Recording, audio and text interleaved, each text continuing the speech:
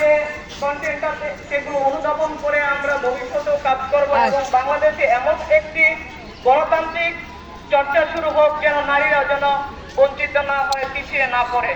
পিছিয়ে থাকা নারীদেরকে যেন আমরা সামনে এগিয়ে নিয়ে আসতে পারি, সেই চর্চাগুলো যেন সঠিক সুন্দর পরিচালিত হয়, সে বলে আমি আমার সংক্ষিপ্ত বক্তব্য এখানে শেষ করছি। সবাইকে ধন্যবাদ। আল্লাহ।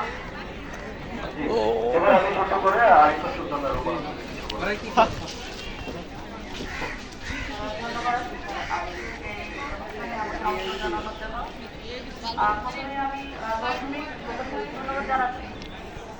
নারীদেরকে নিয়ে একটি ইতিহাস বা গল্প লেখার জন্য সূর্যপরীকে সচেতন করার জন্য এবং এই যে 1905 থেকে 2014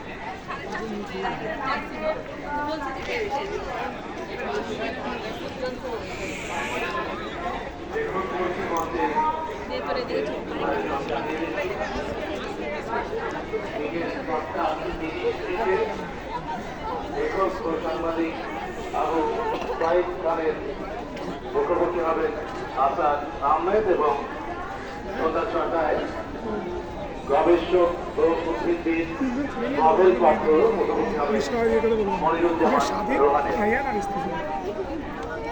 দেখুন বলছি মঞ্চের আজকের এই আয়োজনে সোহরাওয়ার্দী উদ্যানে আপনাদের সাদর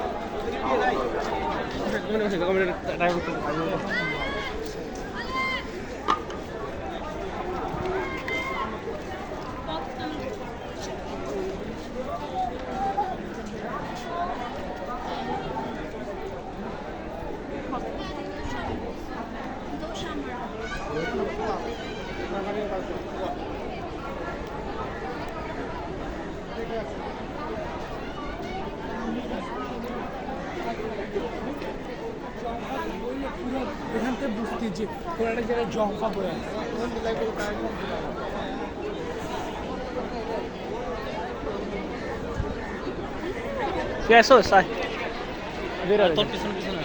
না আমি তো তুমি ওই দিকে চলে গেছো সেদিন আর ওই দিকে আমি আসি